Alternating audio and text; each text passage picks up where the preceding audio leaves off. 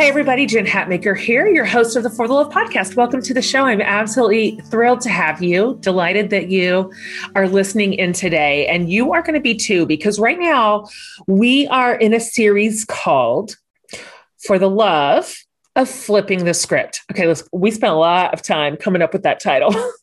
We went round and around on title options on flipping the script, but ultimately we landed on this one because I was interested in talking to people who had been handed a certain set of expectations or a limited array of possibility. Here's the wall, here's the ceiling, this is what you get. Maybe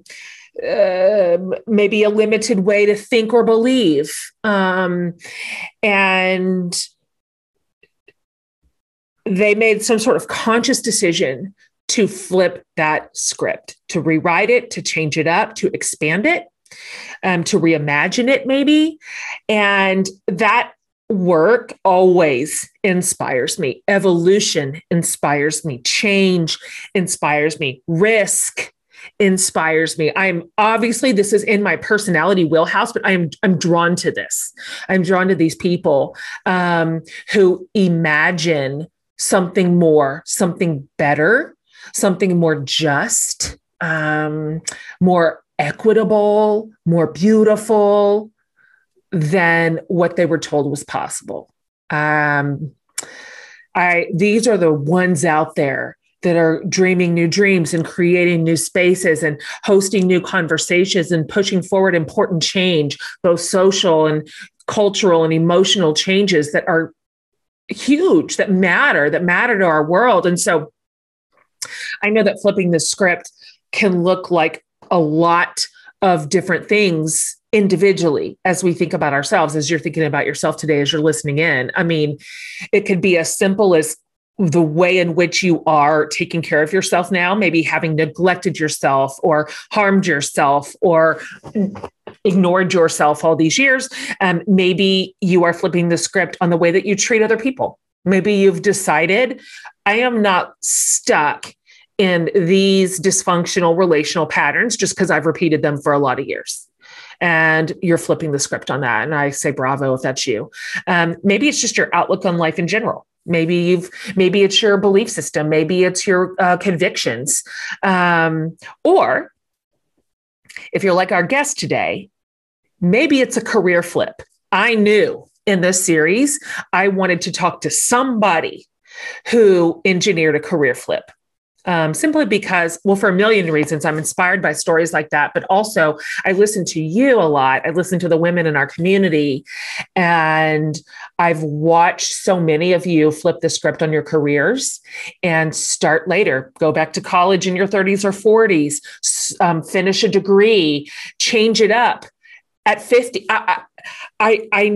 I know that this is something that's dear to our community, this idea that we're never really stuck in a career space just because we started there or just because even if we once loved it, that a lot of us have new visions and new ideas and new places we'd like our professional energy to go. And so, and it could be because you're no longer happy where you're at. It could just be that you've grown.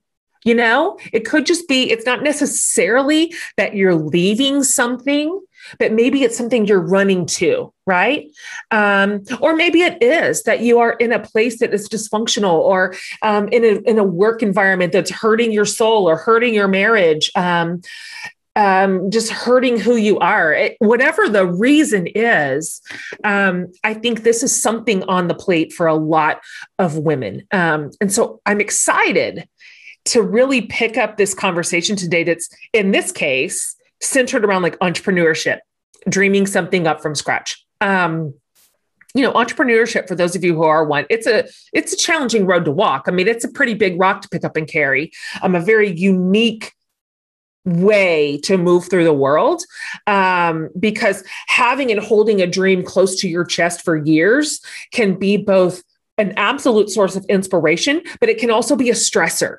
Right. And maybe that's a good thing. That push and pull is sometimes what kicks us out of the nest. But I know that I can speak for myself, certainly, because I flipped the script on my career. I started out as a teacher. I was an elementary school teacher, and out of the clear blue yawn, decided to become a writer with no credentials, no backers, no platform, no clue. So I think maybe this is why this is precious to me, because I know what that exact spot feels like, where the fear of failure lives, the fear of being rejected, right? By retailers or investors or customers or whatever the thing is. So I have questions for that space right there. And I have a lot of love and nurture for that space, because how do we learn to overcome that? Right? How do we get through that? How do we come to accept the discomfort right there that is standing between us and what is in front of us? This is why we're so lucky today to be speaking with the one and only Jamie Kern Lima. So, if you don't know, she is the expert on fighting the good fight and pushing through years of no and rejection and obstacles and roadblocks in pursuit of what she just knew in her gut was her thing to do. She just knew it. So let me tell you what that thing is. Jamie is an absolute self-made entrepreneur. She's a co-founder of the beauty brand It Cosmetics. Jamie started this brand in her living room, which she's going to talk about, her living room. And she spent years working and reworking after hearing hundreds of rejections by retailers and investors. And she actually worked tirelessly down to her last penny, essentially, to keep the dream alive. And because of that, and you're going to hear this whole story. Jamie, by the way, is a great storyteller. This is like listening to a really, really fun, exciting documentary. You're going to hang on every word today, because she hung on, man. She hung on, she persevered, she pushed through. And Jamie eventually sold that brand for 1.2 billion with a B, as in boy, dollars. She became the largest beauty brand ever sold on QVC. And she earned a place on the Forbes richest self-made women list, having been down to her last penny, her last shot. And she's pretty candid about that struggle. And she's also very open about how prayers and faith in God were kind of her core, kind of her central, keeping her steady and focused and anchored and resilient as she kept moving forward despite it all. So now It Cosmetics is a household name. She built something incredible. Jamie is super passionate about mentoring entrepreneurs, about investing in other companies, and then ultimately making a difference in the lives of women and girls, so obviously you can see why I'm drawn to her completely. She's also a very renowned public speaker and shares her story with a lot of candor about overcoming fear and rejection and self-doubt. And you'll hear her say, it was handed to her in sharp, focused ways. The things that people said to her, it's a real wonder that she was able to stay the course. And I'm so proud of her. And I loved hearing her story. And so you are going to be inspired today, I think. I found myself listening to Jamie and just feeling so much identification. We obviously have completely different spaces. I didn't build a beauty brand, but she's a woman who had a dream in a field that she wasn't qualified or experienced in. And that makes sense to me. That's how I started. And so I just felt I don't know. Today was really nurturing for me. Very, very nourishing conversation and exciting and wonderful. You're going to love her. This is one of those things when you wildly cheer for somebody else's success because they're so great. She's fantastic and generous of spirit and wonderful and kind. And so, gosh, you guys, enjoy this incredible conversation with the absolute wonderful go-getter, Jamie Kern Lima. I am absolutely delighted to welcome you to the show, Jamie. I just told you before we started recording that I have wanted to meet you, and it's been so incredible to watch your star just rise and watch you build your space. And I'm just so happy to finally get to talk to you face to face. I am so happy to and grateful, and I love you and your work. And so this is a huge honor, and thank you for having me on. I'm super excited. Oh, times a million. So listen, I've already filled my listeners in with a little bit about you, kind of from a high level perspective, your incredible credentials. But I wonder, before we sort of dig in here, would you mind just sort of talking through broadly who you are, what you do, who your people are, where you are, and kind of what and we'll get into this. You could just touch down on this, but sort of like what your personal mission kind of is as you are moving through the space that you've built. Yeah. Well, most people probably know me as the founder of It Cosmetics, or, that when you Google my story, you'll see like Denny's waitress builds $1 billion company. But my real story, Jen, is a girl who went from kind of having that feeling inside, like God put a calling on my heart, like there was things I was supposed to create or ideate. But I doubted myself most of my life. So like my real story is a girl who went from doubting she's enough to kind of like learning how to know she's enough. And most of my life, I didn't know how to hear my own intuition. And so learning how to hear it and trust it has kind of been my real story. And I have two babies. And my daughter Wonder is 3 years old, and my son Wonder. I can't. And I am,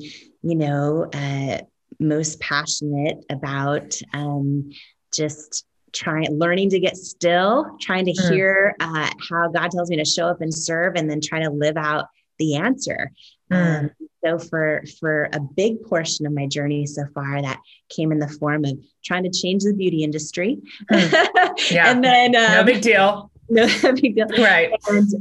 And most recently, through writing Believe It, it's really just been about hoping to use everything I've gone through and the mistakes I've made, the things I did wrong and right. Just try and help everyone else on their own journey, or serve however I can. And, everyone else's journey that might be similar to mine, which is dealing with self-doubt and how do you break through it, and how do you, become the person you're born to be. And that's kind of my greatest passion right now. So I have a million questions. You alluded to it right now, but for people who haven't heard your story yet, or they haven't done the Jamie Google search, can you talk about what your life looked like before you decided, I'm going to start a cosmetics line, I'm going to build a whole brand, I'm going to build my own company? Because all those are almost in different categories. I mean, there's entrepreneurship in general, and then there's the beauty industry, which is its own beast. So would you mind just going backwards a little bit and saying, this was where I was, what I was doing and what I was thinking. This is where maybe I thought my life was going to go, or whatever plans I had already made. And then what was it? Was there something, was there a catalyst or sort of a lightning in a bottle moment when you decided, I am absolutely going to make a hard right here and do something completely different? Yes.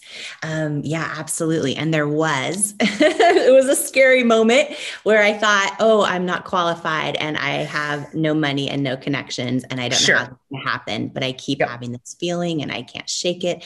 Mm, Yeah. So, so growing up, my parents worked a lot. They worked really hard mm, and I was always alone a lot. And so I would watch Oprah in my living room growing up. And yep. I always I fell in love with this idea of how she was able to share other people's stories. And I just thought from the time I was a little girl, like, oh, I'm going to grow up and share other people's stories with the world. And so I always thought that's what I would do. And that would be my dream job. And fast forward to my late 20s and early 30s. And I was working in what I thought was my dream job. So I Mm, was working in television news and, interviewing other people and anchoring the news and all that. And I went through this season that I thought was setback in my life. So, mm, I developed a skin condition called rosacea, which sure. for some people is super mild. For me, it would get I get huge kind of red bumps and welts all over Yeah. my cheeks and forehead and nose, and gets to be like a sandpaper like texture.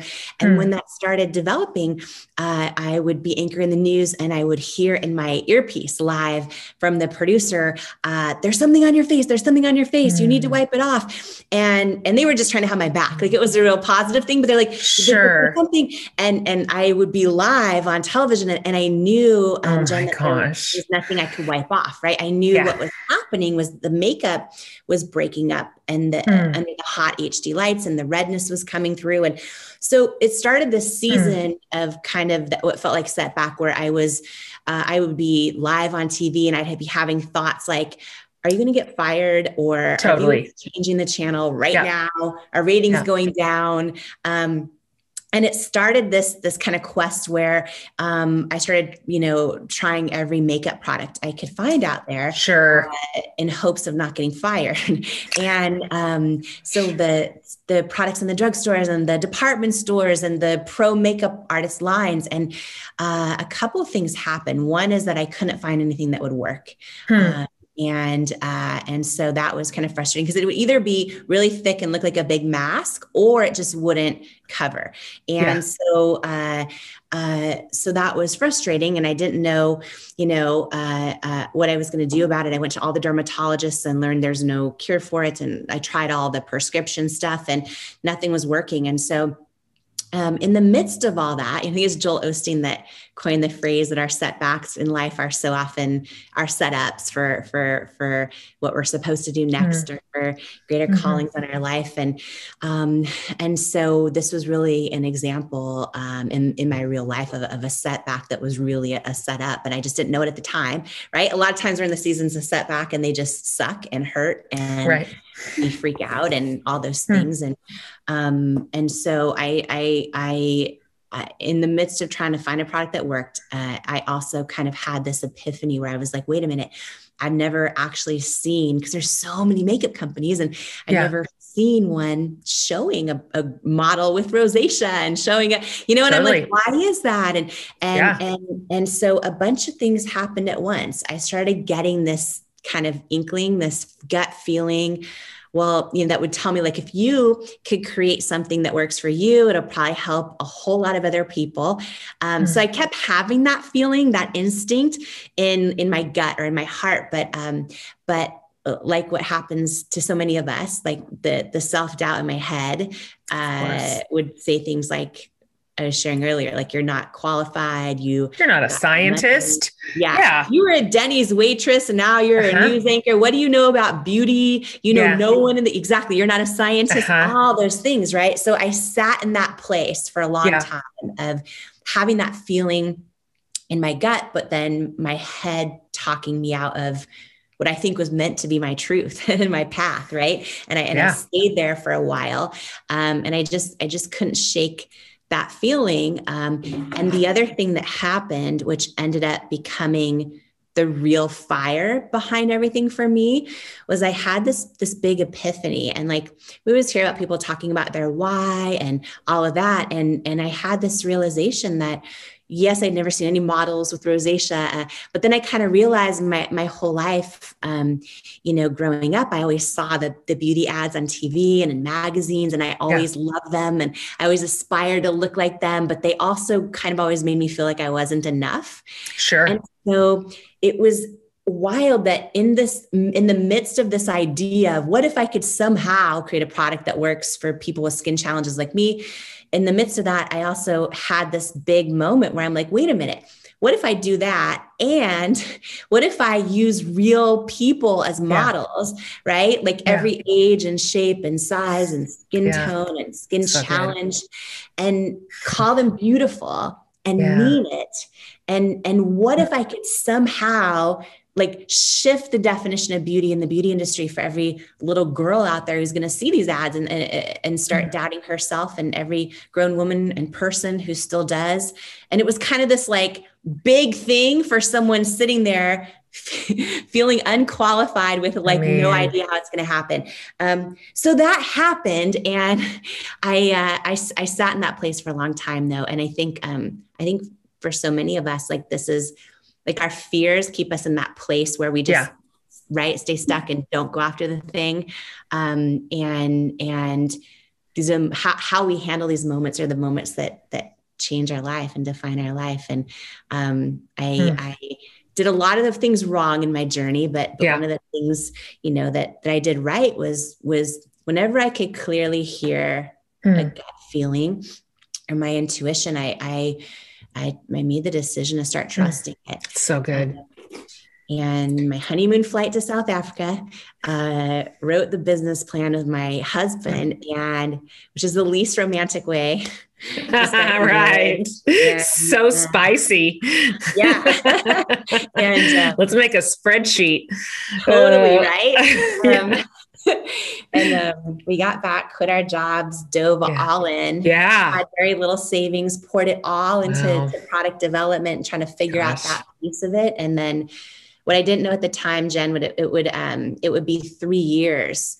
At that point on, from the time we launched the company, it would be over 3 years before we could afford to pay ourselves. And also all these stores I love to shop in, Sephora, Ulta, department stores, QVC, I put them all on a pedestal. I thought, oh my gosh, if I create something that is life-changing for me, they're going to love it. And what I didn't realize is they would all say no hundreds of times for 3 years. So it was 3 years of hundreds of no's, of not being able to afford to hire anybody, of by the day trying to build this thing out of my living room and seeing no proof that my gut feeling was right for a long time.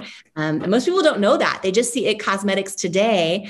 And it's wild, but it's the largest luxury makeup company in the US, which is just, it's wild to even say those words, but for the first 3 years, it wasn't just like one no or 5 no's, or it was hundreds of no's. Oh my gosh. So I love this so much. And I think I have a little bit of a brain and a will that must be similar to yours. I don't take no's. Well, I just don't take them, I guess. So I want to ask you this question. You said 2 things that I really like. The first one is the learning to trust your intuition, learning to trust your gut. That means a lot to me. I grew up in a environment, sort of, to be honest, in a spiritual construct where my personal intuition, my sense of direction, my gut, like you described it, was always described to me as being incredibly suspicious. That if it was something I thought or suspected or was leaning toward or even wanted, that kind of baked into that was a selfishness, or just I should disregard it because I couldn't trust myself. I had just sort of been taught that everything that I had in and of me was unworthy and unreliable. And so it took me a really long time, really, really long time. And I'm 46, and I feel like this is just something I have just reversed in my 40s. It took me that long to sort of uproot that bad plant. And so my first question, I'm going to write a note for myself so I don't forget the second one, because I had two things I want to talk to you about, was that I'd like to hear you talk a little bit about how you came. I realize this is sort of a vague, nebulous question. I'm not quite sure how you're going to answer, but how is it that you came to trust your own intuition when all your externals at the time are negative? You are not getting, it's not like you're trusting your gut because everything's working, or you're trusting your intuition because opportunity is just like piling up. It was no, no, no, no, no. What was it inside of you or outside of you? I don't really know. That gave you that clear sense of this North Star of knowing that you know what you know and staying the course until you got there. Yeah. I'm 44 and still, and similar to you for me, first of all, I believe we all have an intuition, and I believe it's more powerful than anyone else's advice. For me, when I share sort of my whole journey in Believe It in my book, I don't just talk about overcoming self-doubt and body doubt. But I also talk about overcoming God doubt. And the reason I bring that up is for me, I went through a long journey with faith, and that included a few decades of God doubt and some big lessons on where my faith is now, which I believe beyond a shadow of a doubt God exists. And, but went through a big journey my whole life on that. But what I wanted to share about intuition is, for me, like when I pray, I feel like that is how I hear God, is through my intuition. And so I think that it is the most deeply spiritual practice, is being able to hear ourselves and make the decision to trust ourselves. And in my journey, though, it's been a journey, right? It's this, I think, lifelong, I believe it's a lifelong journey, almost like our intuition's like a muscle we build over time, and get stronger with use, and stronger when we look back on times. If someone were to say, how do I start to hear myself? I don't know if I ever have, or I haven't in a long time. I think one, just wanting to, right? And then two, really looking back at times when you kind of had a gut feeling, but maybe you didn't listen to it. And then what happened? And similarly, times where maybe everyone else gave you certain advice and you're like, and then you trusted yourself, and what happened then? And the more we start, paying attention to all those times in our life, like we all know when we dated like a guy that, his phone broke or he disappeared for 3 days, and he's like, oh, but we all know, right? Yeah. We know we can choose to go, maybe his phone did break. Totally. Right. But we know. And I think it starts with really just like reflecting on all these moments in our life, or when we're in a group with girlfriends at coffee and something felt like it wasn't true or off, or, and we look back at those times. And I think the more we can do that, the stronger we build it going forward. Yeah. And in my journey, it was, and I think also as women, and I know you share a lot about this in some of your work, which I love, and it's so inspiring. But we are taught to not trust ourselves, or to make decisions based on consensus and all kinds of things, right? And, I think had I not figured this part out of being able to hear my gut and trust it, cosmetics would have been done in the first year. And in the journey, two examples or two stories, I should say, that stand out just to share, in case they're helpful for anyone who needs to hear this too now in their own life, especially is going through a season of what feels like setback or a rejection. But, we were, building the business, and it was like no after no after no. And every time I would send my products to Sephora or Ulta, it was a no. Or I remember we got the head guy of QVC Beauty. So his name's Alan Burke. So he's this legend in the beauty industry. And he's the person that for many years, QVC was kind of known as selling like maybe products people hadn't quite heard of. And some of them they had, but he kind of turned it into this place where all the top luxury brands from department stores wanted to sell their beauty products on QVC. And he's this legend. And I remember this moment, I finally got him on the phone. Like his assistant said he's willing to do a call with me. And this is after a couple of years of sending my products in and hearing no. I was like, he's going to do a call. I'm like, there's no way it's going to be a no, because he would not waste his precious time. And I was like freaking out that this was going to be my big break. And I remember I was pacing our office, which is our living room, on the phone, on the phone, and when he called and I'm like, he's like, this is Alan Burke at QVC. I'm like, Alan, Jamie Kern Lima, so great to, I was trying to like tell myself they'd be lucky to have us, like all these things. Totally. Meanwhile, we were down to no money. We were down to, I didn't know how we were going to stay alive as a company. And we were only doing like 1 to 2 orders a day on our website. Oh man. And which, we were able to turn the lights on, but barely. And I didn't know what was going to happen. And I remember he said to me on the phone, he's like, thank you for sending your products. All of them. I sent him so many times for a couple of years. And he said, we've reviewed all of them. We've reviewed, your products with the whole buying team. He said that it's unanimous. You're not the right fit for QVC or for our customers. And I was just like, it's unanimous. It's unanimous. And, he wanted me to know, like, every buyer has weighed in, and I was like devastated. Right. And I'm like, oh, but Alan, we are the right fit. And I went into like trying to pitch myself again and just like all the reasons. And he said, he thanked me. He was super kind. He thanked me for loving QVC, but said it's a no.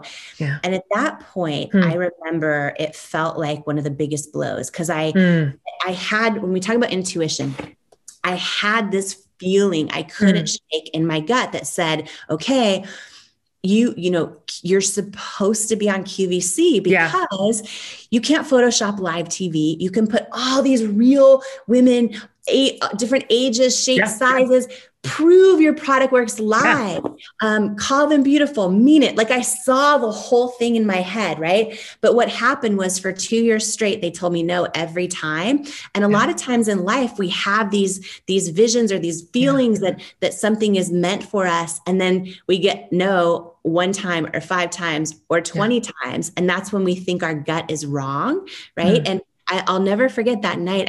I went to bed, cried myself to sleep. And then I woke up the next morning feeling like hoping it was a dream. And then when you realize it's not, right? And that happened for 3 days in a row. But when it comes to intuition, the thing was, I was praying, crying. I was like, God, I don't understand why I keep feeling this is supposed to happen, and then it doesn't. And every time I would get still and try to literally hear that voice inside, that some people call it still small voice, some people call it intuition or gut feeling.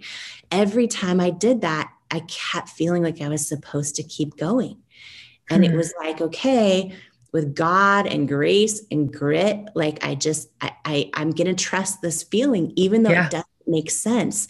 And by the way, I should clarify this. I think we're in a society that always is like, don't give up, whatever you do, as if that's the victory. I don't think that's the victory. I think there's a lot of people in jobs they don't love or in friendships or relationships that are not good for them, or they just keep the victory is not quitting. I don't think that's true. I think the victory is learning how to hear ourselves and trust ourselves, right? Like, like when I was in working as a news anchor, thinking that was my dream job, I think knowing when to let go of a dream is as important as knowing when to go after one. That's good. Quitting that word was the victory.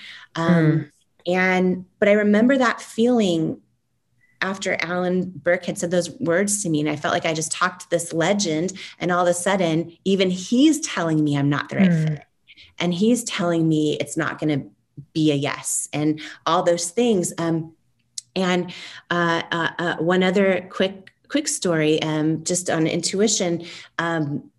And then one fun ending to that is, we were struggling to know how are we going to stay alive, right? So this is the point where even QVC now, the head guy says no. Everyone's saying no. We're a couple years in. We're down to under $1,000 in our combined company and personal bank account, which just meant like, okay, we have a couple weeks left at any moment being able to pay bills and everything else.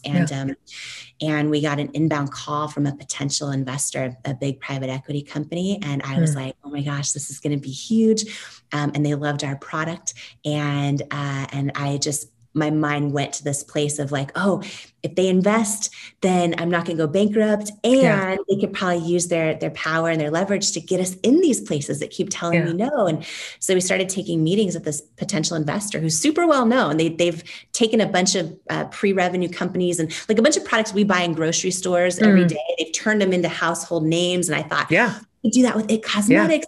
So excited. And we did meeting after meeting, and I started the diligence phase where you show your whole product pipeline. And it got to the final meeting. My husband and I flew up for it. And I thought like, this is going to be life-changing. And we were in person, and I was about 3 feet from the head guy, and they congratulated us and thanked us for the product pipeline, all the kind of stuff. And he said to me, we want to let you know that, we've decided it's a no. We're going to pass on investing in It Cosmetics. And by this point, I had heard no a million times. And I was just like, okay, can you tell me why? Because, feedback is usually a gift. And I'm like, can you tell me why?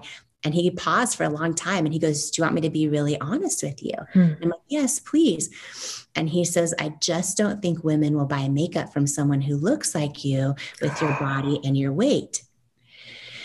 And in this moment, so a couple of things. When he said those words to me, and this is in person, 3 feet from him, my husband's right next to me, his whole team is there. When he said those words, I just don't think women will buy makeup from someone who looks like you with your body and your weight. First of all, a lifetime bodied out, like flooded my body. And it felt like I was like staring my own fear straight in the eye in a way. But I'll never forget this moment, Jen. He said that to me. I didn't even feel anger. I mean, I cried in my car later, but I didn't feel anger toward him. I got this feeling in my gut that said he's wrong. Like I felt it was this, I remember it like it was yesterday. It was this feeling that said he's wrong. Now I didn't know how to prove it. I had no sales. I had no, anything. And so over the next several years, I didn't hear from him for another 6 years, but over the next several years, just to share this in case, because here's the thing, we've all had somebody literally tell us we're not enough, or we're not one way or another. Yep. Right. One way or another, or they don't believe in us, or we need to change who we are if we're ever going to succeed. Right. Two things. I decided, instead of taking what he said personally, even though it hurt, what I realized, because I had done that work of knowing like why I was doing what I was doing and my big, deep why for the company, I was able to realize, oh my gosh, he's just as much impacted by the beauty industry as I am. He's some dude deciding like, you can't make money for me because of how you look. That's basically what he's deciding. But he's really just a byproduct of an industry. And for me, it became this fuel of like, oh, wow, like this has got to change. And so that's one thing. The second thing is, over the next several years, like his words would come back in my head, right? How many times someone says something to us and we made the mistake of letting it take root, even though we didn't think we did. And so, I started really practicing this whole tool about, learning how, like I would literally imagine myself turning down the volume on his words. And then with intuition, with that feeling in that moment, I would do everything in my power to remember that feeling I had when he said it, which was he's wrong. Like that feeling. And I would try to amplify that and trust that and turn down the volume on his words. And I would do that a lot with rejection and everything else. And then, the last thing I'll say is there's that famous saying, rejection's God's protection. And the relationship, I'm like leaning over like I'm on your couch. I'm like, sorry, I'm just realizing my posture in the screen. I'm like leaning into you like I'm like literally on your couch. I'm propped. I'm like nodding. I'm with you. The same.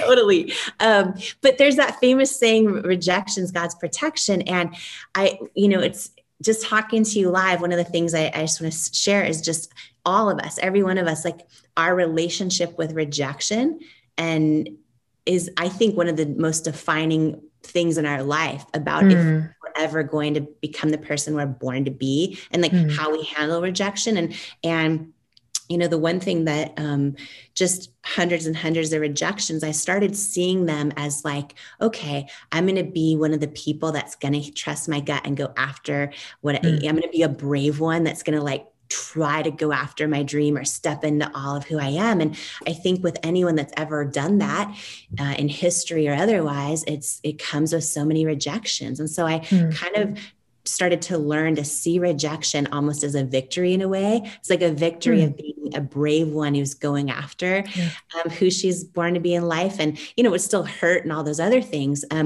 But on the last thing on the rejections, God's protection, I try to see it that way every day in life too. And, 6 years later, when L'Oreal bought this little company I started in my living room, the day before the sale happened, they decided, because they're a public company, they decided to release the purchase price. So I didn't know that was happening. And I kind of panicked, because what happened is the very next day, it's on the homepage of the Wall Street Journal. It's everywhere, online, everywhere. It Cosmetics sells for $1.2 billion cash. Yeah. And I heard from that investor. Bet you did. First time in 6 years. Bet you did.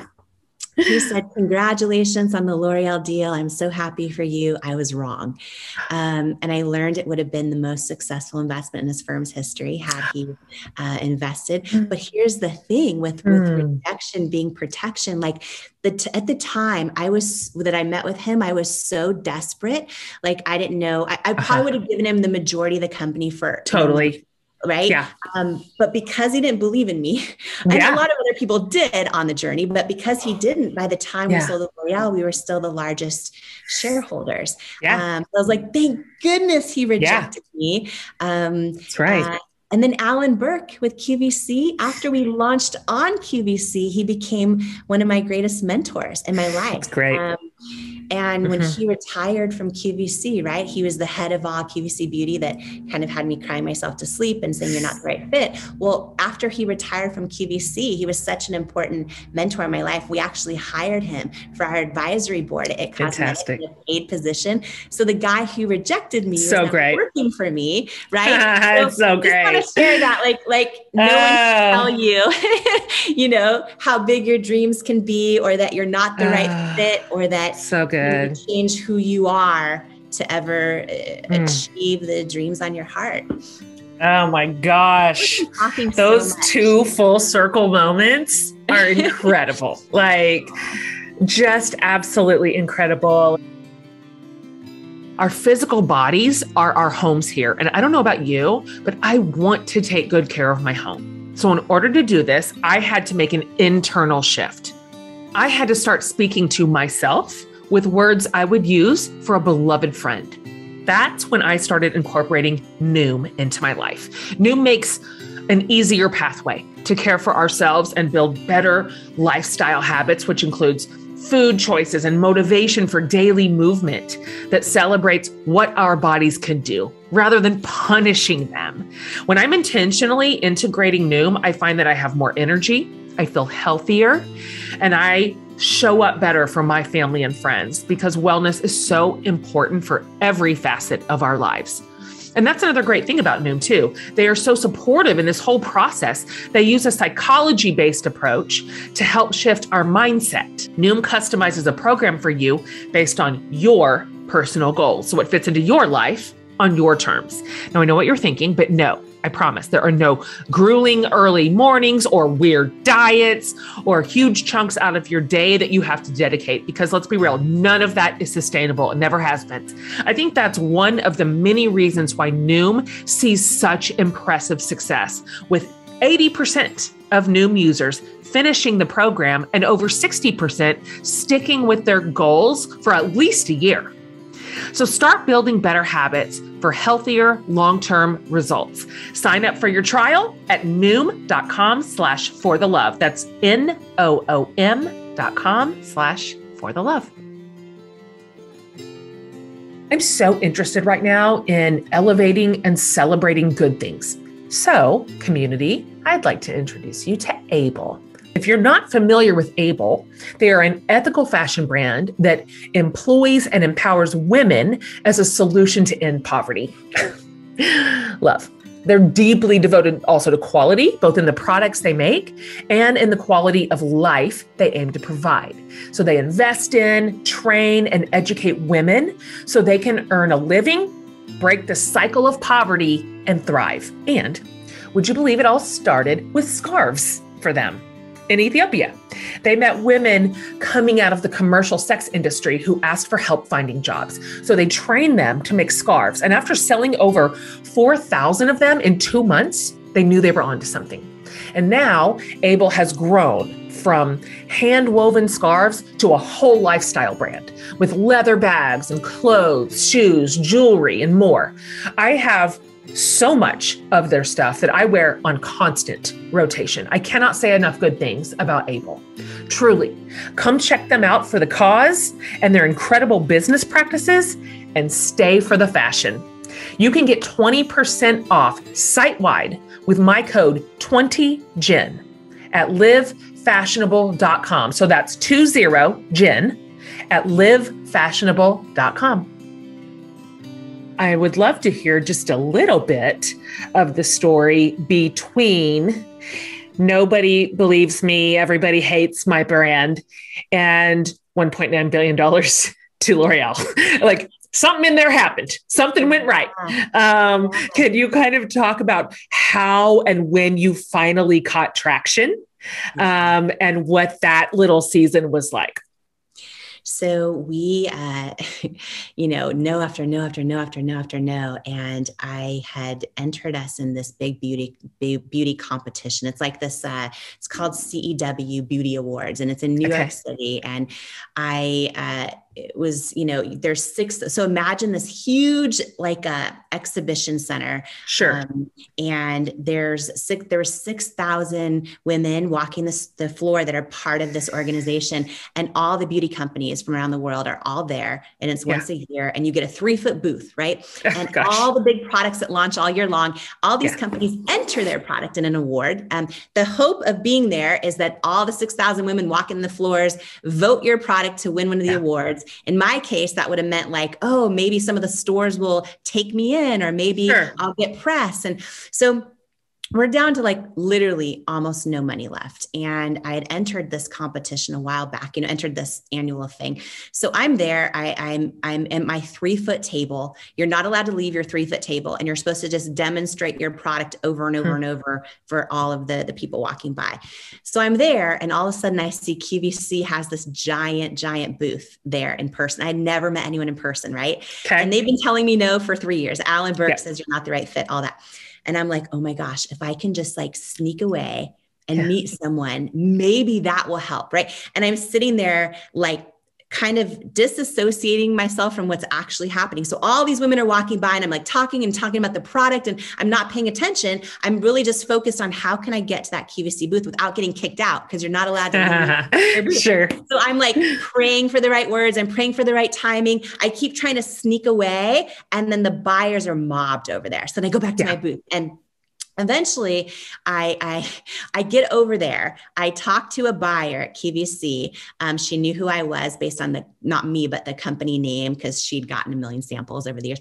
And I was like, I think your customers would love our product. I just pour my heart out to her. She gave me her card and said, let's set up a meeting sometime. And I thanked her. I went back to my booth. Now, in that moment, I thought, does she really mean it? Yeah. Is this just a courtesy? Like, here's my card.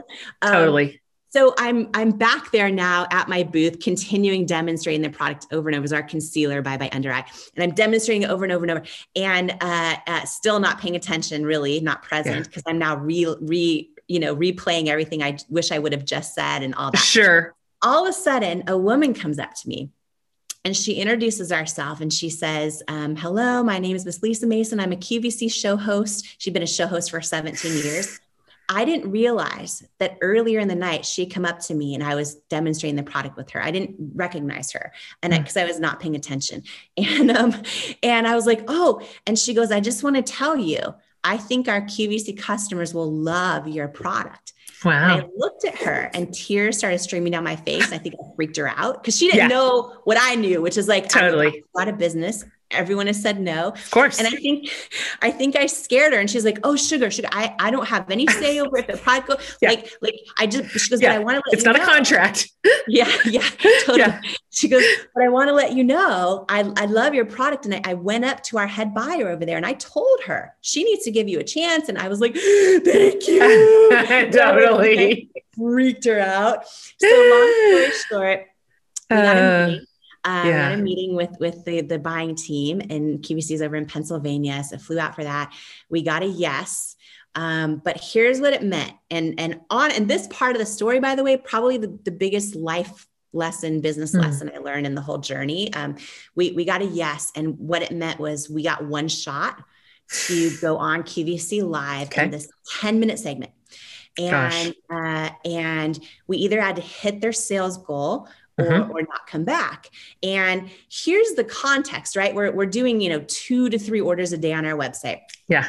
I learned that to hit their sales goal in that 10-minute window, we have to sell over 6,000 units of our product. Over 6,000 units, and then I learned that the offer is a consignment offer. So what that meant was I wasn't going to get paid for the product yet. I had to figure out how to pay for, manufacture, ship in over 6,000 units of our concealer. And then if it didn't sell, I would have to take it all back and pay for it, right? So normally you would never want to say yes to that. Like there's that saying in business, never accept a purchase order you can't afford to lose, and cannot afford to lose it. But we also, at this point, it was hundreds of no's. And it was like, okay, well, we can do it this way and go bankrupt, or we're probably going to go out of business anyway. It was that moment. Yeah.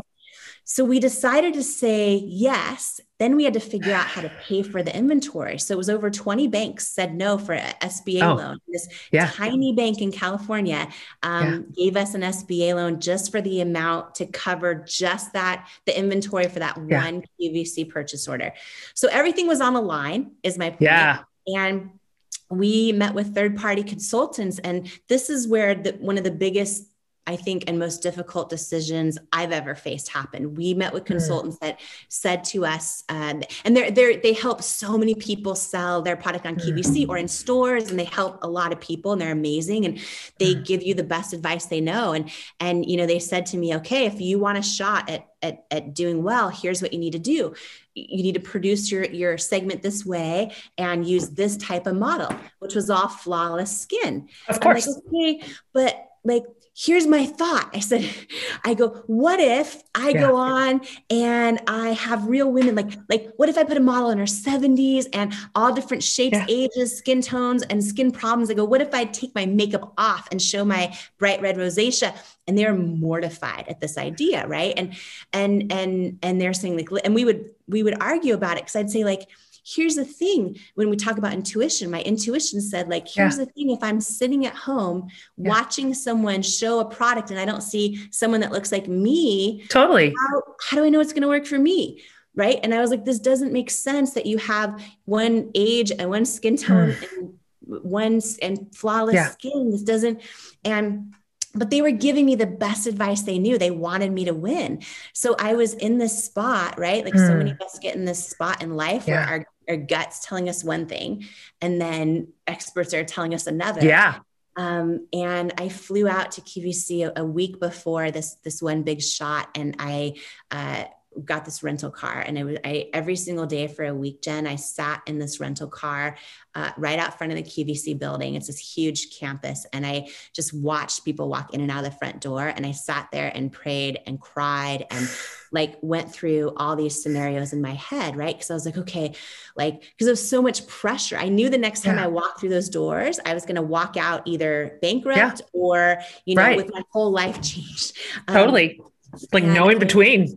Yeah. And I just thought okay. And there were moments I know you can't fake authenticity. I know that. I know viewers are smart. I knew intuitively that the only way to succeed was to fully show up, and with that authentic mission and why I was doing what I was doing.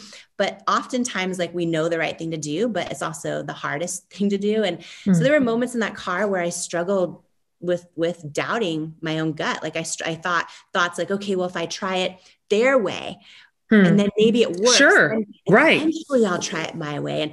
And I just remember this moment in the car where I was like, okay, it was like this big epiphany moment where I was trying to imagine who my customer was and who is going to be watching, because QVC is live television shopping channel, but it's live to 100 million homes. And I had this moment in the car where I was like, you know, I kept imagining, for whatever reason, a single mom in Nebraska folding laundry who was so busy that she forgot she mattered and forgot she was beautiful. And I was like, I would rather have her turn on if she's going to bless me with 3 seconds of her precious time, I would rather have her turn on the television, see me showing real people that look like her and calling them beautiful and meaning it, even if she bought nothing. Like, I'd rather do that than sell a crap load of product and stand for nothing. And so, like, I knew what I had to do, and I remember, walking in the door of QVC, and I remember walking in the studio. Oh, and by the way, I learned that you're not even guaranteed your 10 minutes. Like, if I went live and all of a sudden it's not going well, and we're like a minute or two into the presentation, you might see your clock jump from 8 minutes left down to 1 minute left, like that. And I was like, and so it was so much pressure, and I had on double Spanx. I sweat through the double Spanx. I was in this dress, of course, mess, because it was just, I remember, and they paired me with the host who had come up to me that day at the show. Yeah. And so, thank God, because I was a mess. And I remember the camera went on and I was shaking. Like, I was trying to do this demonstration on my wrist with with like you're shaking. Yeah. My whole wrist was like Scooby-Doo when he sees a ghost, and she like grabbed my hand and she's like, "Thank you, sugar." And she took over, and they pulled my bare face. I'll never forget my bare face, bright red before shot. On national TV. And I remember going to the models. I didn't know how it was going, but I knew I wasn't cut yet. Yeah. And I remember going to the models, like all ages and shapes and sizes and skin tones and skin challenges, and calling them beautiful and meaning it. And we got down to the last, because remember, by this point, there were amazing makeup artist brands that are phenomenal. And then there was a lot of other beauty brands, but no one was going on and just saying like, here's my skin challenges and they're beautiful. Yeah. And if you want to,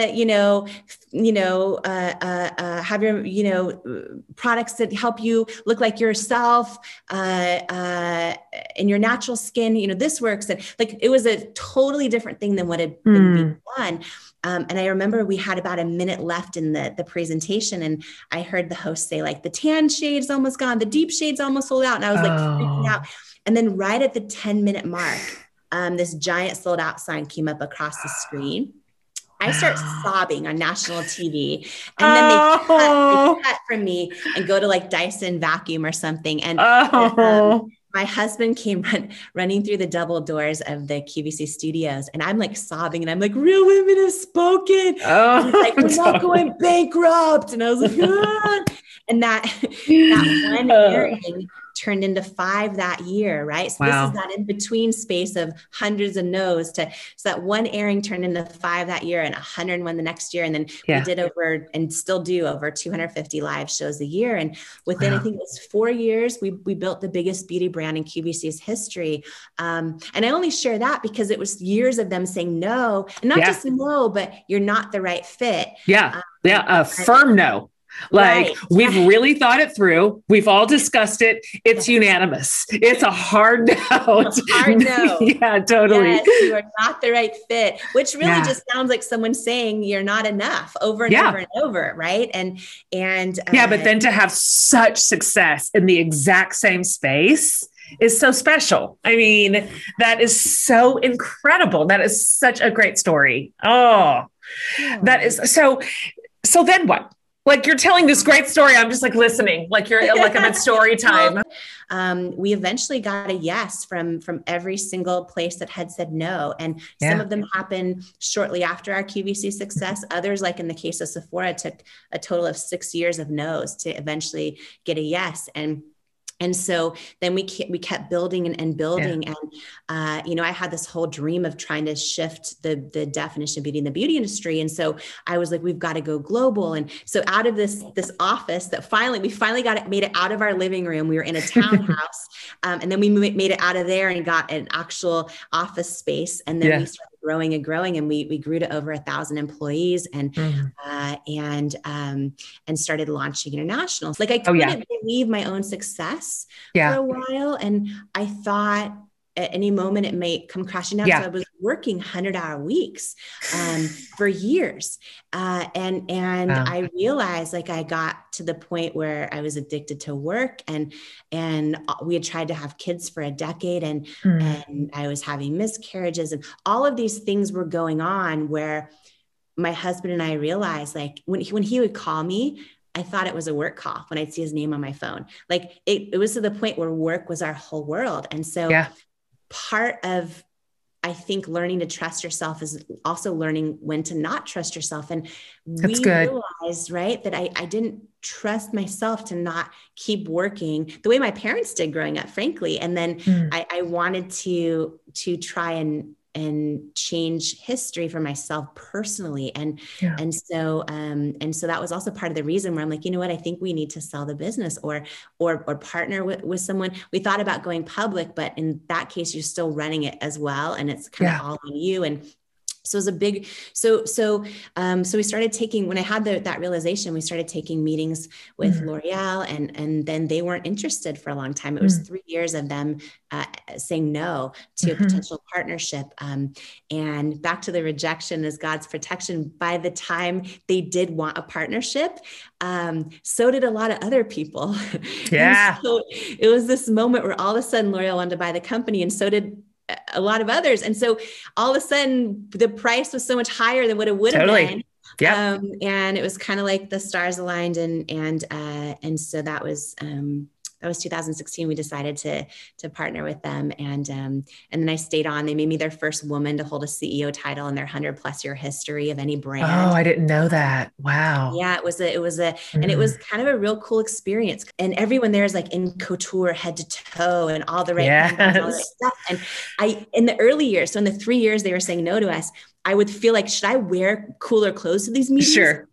But what I realized is because we stayed true to who we were, like I never started, like I was always just maybe odd who you are compared to who I am, compared to their culture. But by year 3 of our meetings, part of why, because we stayed authentic to who we were, because we didn't fit in, we were different than the 40 other brands they own. And so because of that, we had created something so valuable. You know what I mean? And I think absolutely. You hear your authenticity is your superpower. And in this case, it was in every way, shape, and form. Like, had we ever start changing who we were to listen to all the advice from the stores telling us no, or even some of the advice from L'Oreal over the years and the meetings that ended with no, if we had made those changes that didn't feel authentic to us, we probably never would have been purchased by them for that much. And we probably never would have built a company that lasted. Do you know what's so funny about that is you're telling that story? I have such a clear memory because when I was, let's see, honestly, I think I was 22. I might've been 23. I went for the very first time. I don't even know if you know what this is. It's kind of in a bygone era, but there was this huge conference that traveled around, a Christian conference called Women of Faith. I don't know if you ever heard of that or went to it, but it was like an arena conference, like an arena tour. And I'd never heard of it. And well, I'd never heard of it because I think that year was its first or second year. But anyway, it came to the town that I was in. And didn't know the teachers. All the speakers were older. They were all in their like 60s and 70s, and funny and wild and irreverent. Like, I didn't know you were allowed to do that and be a Christian. I hadn't seen that version yet. And I didn't know that women could speak like that. I just never seen anything like it. I'd never seen women in kind of having agency over their own faith and gifts as communicators. That was just news to me. And so anyhow, I remember, so I went that first year to Women of Faith in an arena in Tulsa. And then 2 years later, I went to another arena. And I remember sitting, I was like way up in the nosebleeds, and I'm 24 maybe at that point. And I remember where I was sitting, like to what angle I was facing the stage, when I just had this very clear thought, like, I, I think that I am going to be on the stage with those women, which was an absurd thing to think, and absolutely absurd. I mean, I was a teacher. I taught fourth grade. I had never even I'd never been in adult work. I worked with 10-year-olds, and then inside marriage, I worked with students. And so at our church, I just didn't even know. I didn't even know women. Anyhow, it was so clear and it persistent. It just hung on for years. And then, 8 years later, I surprisingly to myself even move into this space as a writer and as a communicator, and then ultimately as a teacher and speaker. And so in 2015, their event, and so I'd seen them back in 1996. So in 2015, the organizers of the event got in touch with me and said, it's the farewell tour. It's the last year of Women of Faith. It had been like 20-year run.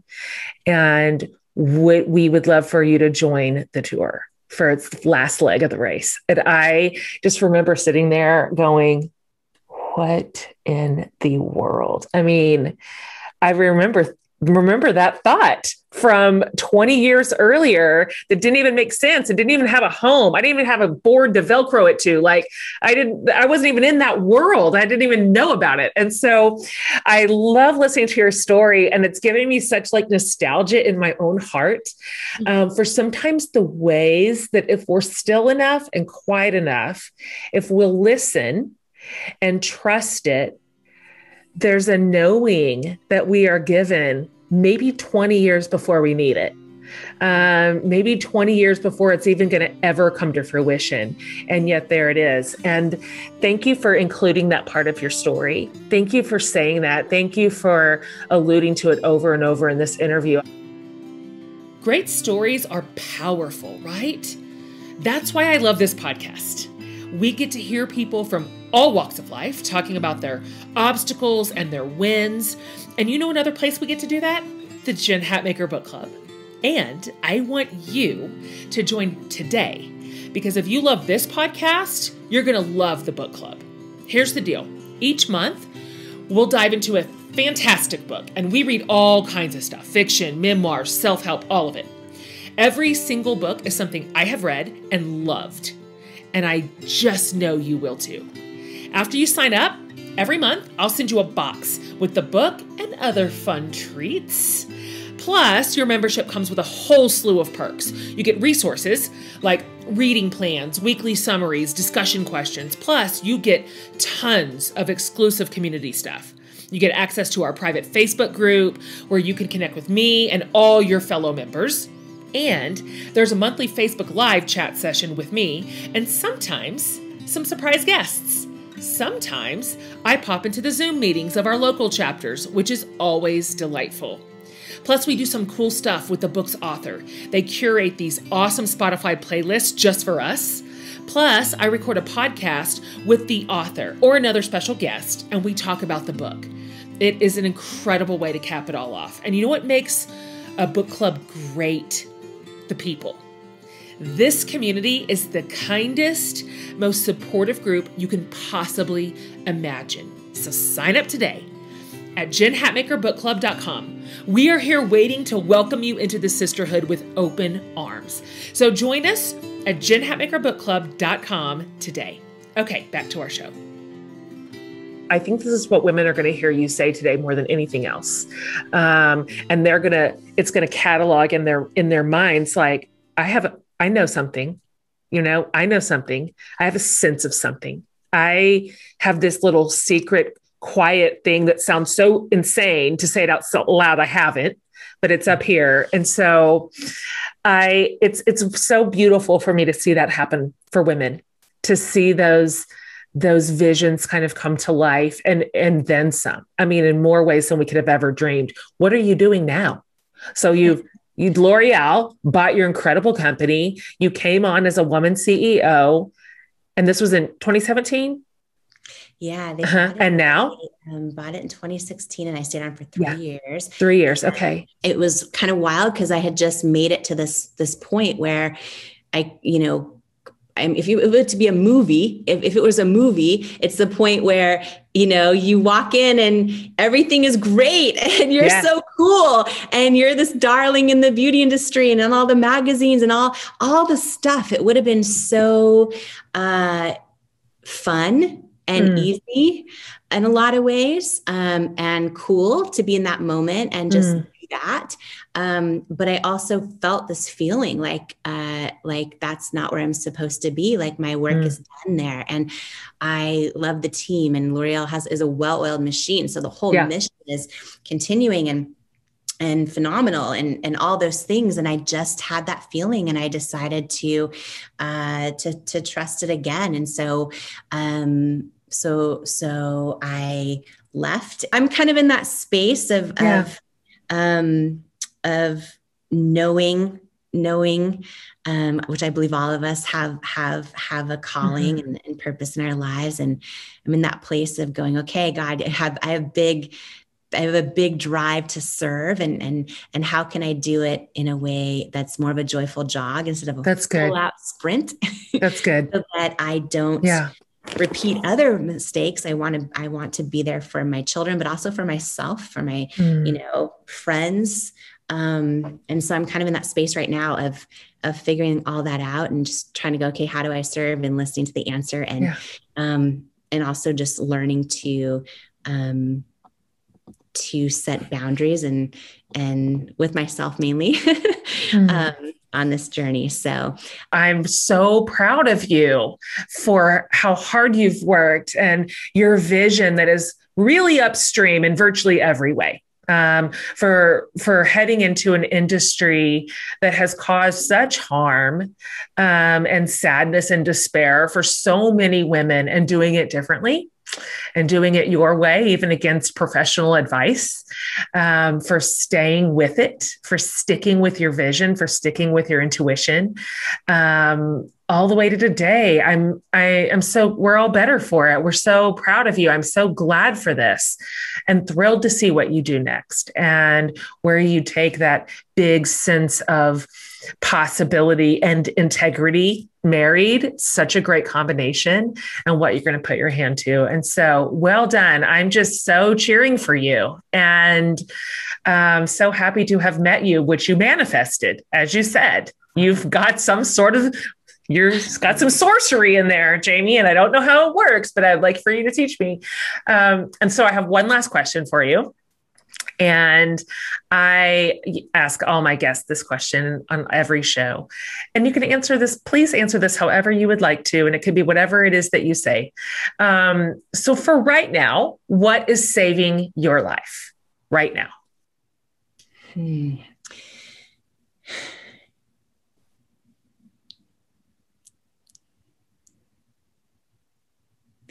Right now, it's faith, Jen. It really is. Right now, it's faith.